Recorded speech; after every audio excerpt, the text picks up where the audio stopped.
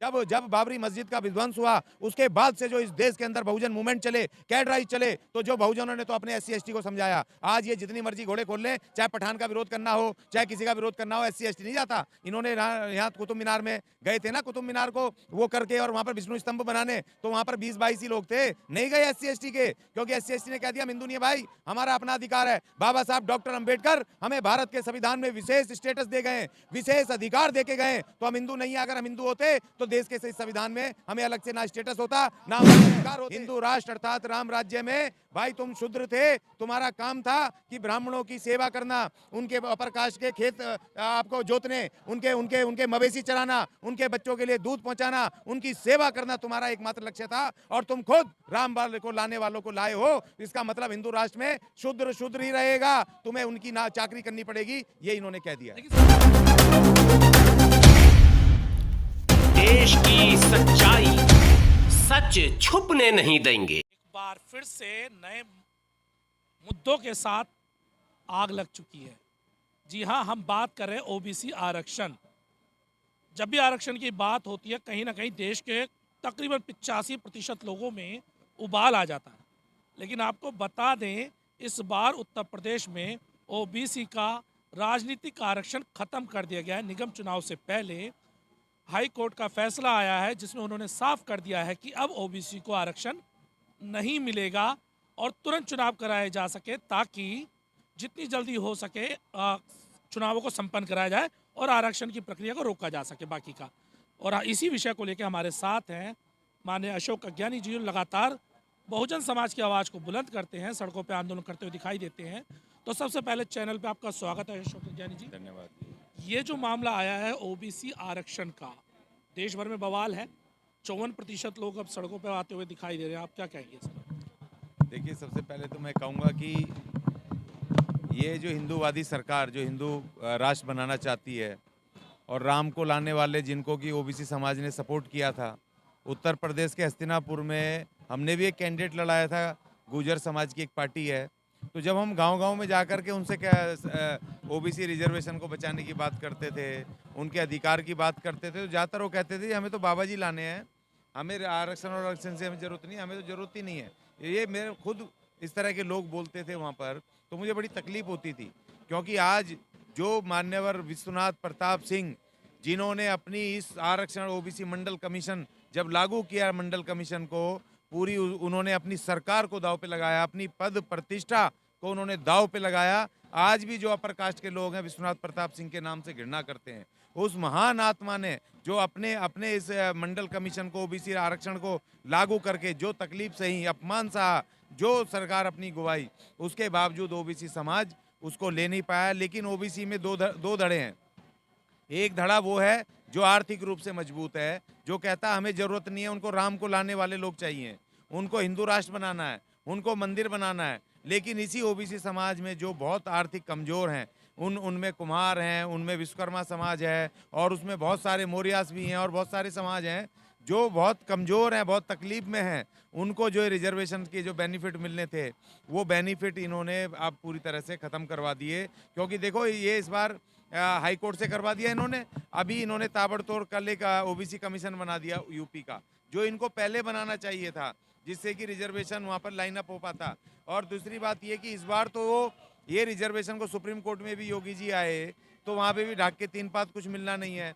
दूसरी बात ये कि अगर रिजर्वेशन इस बार नहीं लागू हुआ, ओबीसी रिजर्वेशन, तो ये हमेशा के लिए ओबीसी रिजर्वेशन, पॉलिटिकल रिजर्वेशन खत्म हो जाएगा, जिसके कारण ये इस बार तो दे देंगे कुछ ओबीसी नेताओं को टिकट, लेकिन अगली बार से जो सीटें रहेंगी धीरे धीरे उन सीटों पर जनरली उस पर आएंगे, और ये ओबीसी समाज सिर्फ एक वोटर की हैसियत से रह जाएगा। इनका जो दखल था, डायरेक्ट दखल, जो 1992 के बाद विश्वनाथ प्रताप सिंह की कुर्बानियों के बाद, उस सरकार की कुर्बानी के बाद इनको मिला, तो वो कुर्बानियाँ देखो जीरो हो जाएंगी। और दूसरी बात ये कि जब ये 20 मार्च 2018 को जब सुप्रीम कोर्ट ने एससी एसटी के जो एक्ट के ऊपर गलत उसने ख़त्म किया, तो एकदम से 2 अप्रैल को पूरे भारत में हाहाकार मच गया।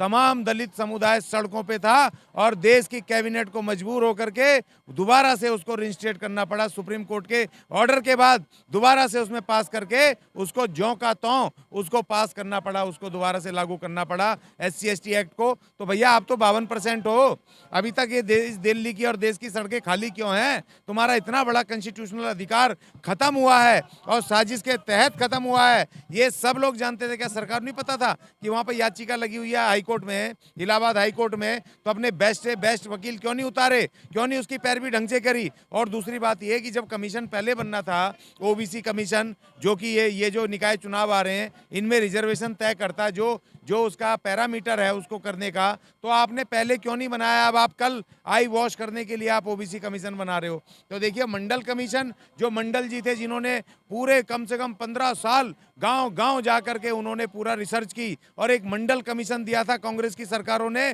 उसकी मंडल कमीशन की उनको जो सिफारिशों को दबा के रखा हुआ था उसको मान्यवर विश्वनाथ प्रताप सिंह ने लागू किया और लोग जल के भी मरे, तमाम लोग हाहाकार मच गया देश में। मगर उस महान आत्मा ने कहा कि भले ही मुझे अपनी जान गंवानी पड़े मगर ये मैं वापस नहीं लूंगा मंडल कमीशन। बाद में सुप्रीम कोर्ट ने उसको एज इट इज लागू किया था जो उनकी वो थी। तो देखिए तकलीफ की बात है कि इतना बड़ा OBC समुदाय और आज इतना बड़ा अधिकार जा रहे हैं। भाई जिसको नहीं चाहिए मत लेना, लेकिन जो OBC समाज में गरीब कमजोर तबके हैं उनको तो मिलना चाहिए था। और देखिए बहन मायावती जी ने सबसे पहले इसका विरोध किया कि ये गलत है, OBC समुदाय का रिजर्वेशन नहीं खत्म होना चाहिए। देखो अभी तो इन्होंने पॉलिटिकल खत्म किया है, अभी तो आने वाले उसमें इन्होंने अंदर खाते तो ये पब्लिक सेक्टर प्राइवेट करके इन्होंने OBC रिजर्वेशन नौकरियों में भी खत्म किया है। उसके अलावा बजट और दूसरी चीज़ों में भी आता है, वेलफेयर की स्कीमों में भी वो तय है। मगर अब ये धीरे धीरे उन सबको भी खत्म करेंगे। अभी पॉलिटिकल रिजर्वेशन इन्होंने सबसे पहले खत्म करके इन्होंने बता दिया कि राम राज्य, हिंदू राष्ट्र अर्थात राम राज्य में भाई तुम शूद्र थे, तुम्हारा काम था कि ब्राह्मणों की सेवा करना, उनके अपर कास्ट के खेत आपको जोतने, उनके मवेशी चराना, उनके बच्चों के लिए दूध पहुंचाना, उनकी सेवा करना तुम्हारा एकमात्र लक्ष्य था। और तुम खुद राम बाल को लाने वालों को लाए हो, इसका मतलब हिंदू राष्ट्र में शूद्र ही रहेगा, तुम्हें उनकी ना चाकरी करनी पड़ेगी, ये इन्होंने कह दिया। लेकिन सवाल ये भी बनता है ना, हमने देखा जब मंदिर का आंदोलन था तो सारे के सारे सड़कों पे उतरे हुए थे, लेकिन जब इनका आरक्षण, राजनीतिक आरक्षण खत्म हो गया, कोई दिखाई नहीं दे रहा।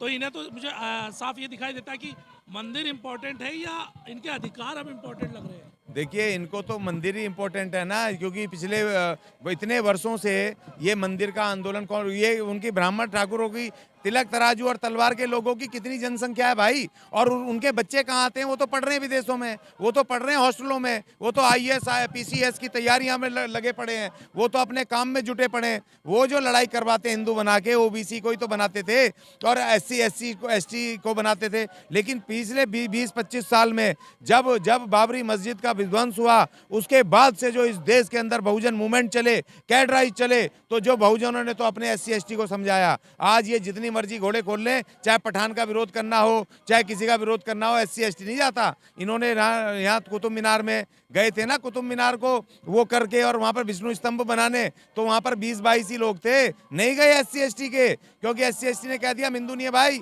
हमारा अपना अधिकार है। बाबा साहब डॉक्टर अंबेडकर हमें भारत के संविधान में विशेष स्टेटस दे गए, विशेष अधिकार दे के गए, तो हम हिंदू नहीं है। अगर हम हिंदू होते तो देश के संविधान में हमें अलग से ना स्टेटस होता ना हमारे अधिकार होते। इसलिए अनुसूचित जाति के लोगों ने तो अपने लोगों को संभाल लिया है। उन्होंने कहा तुम्हारा कोई लेना देना नहीं हिंदू धर्म से, कोई लेना देना नहीं तुम्हारा इनके मंदिरों से और उनसे। हमने अपने मंदिर बनाए, अपने वाल्मीकि जी को, रविदास जी को, अपने संत गाडगे महाराज को हम अलग कर रहे हैं। हमने अपने धर्म का झंडा आसमानी झंडा बनाया है, लाल झंडा बनाया है, हमारे इनके भगवा अगवा से कोई लेना देना नहीं है। इसलिए हमने तो संभाल लिए। मगर दुर्भाग्य की बात OBC समाज को लीडरशिप नहीं मिली और OBC समाज को इकट्ठा नहीं कर पाए। उनको ये नहीं बता पाए कि भाई तुम तो शूद्र हो, तुम तो इस देश में चौथे नंबर पे थे, तुमसे तो सेवा करवाई जाती थी, सारी उस पे ले रखी थी सब जाटों को, गुजरों को, जो जमीनें दिलवाई उस वक्त छोटू राम जी ने, सर छोटू राम जी ने। अगर वो नहीं आते, संघर्ष करते, तो आज भी इनकी जमीनें उन्हीं बनिए बामणों के पास गिरवी रखती और ये पैसा भी देते थे, लगान भी देते थे और वहां जाकर के उनकी जमीनें भी जोतते थे जो इनकी अपनी जमीनें थी। कर्जे में डुबो रखे थे, ब्याज पे ब्याज, ब्याज पे ब्याज, ब्याज ही नहीं खत्म होता था। तो इसीलिए अगर सर छोटू राम नहीं आए होते, अगर इनको कुर्बानी करके उन्होंने अपनी लड़ाई लड़के अगर इनको ज़मीनें नहीं छुड़वाई होती तो आज इनकी ये इतनी अच्छी हालत नहीं होती। अगर डॉक्टर अंबेडकर नहीं आए होते, संविधान में अलग से प्रावधान नहीं करके गए होते, पिछड़ी जातियों के लिए अलग विशेष प्रावधान पढ़ने में, शिक्षा में, रोजगार में, पॉलिटिक्स में अगर नहीं करके गए होते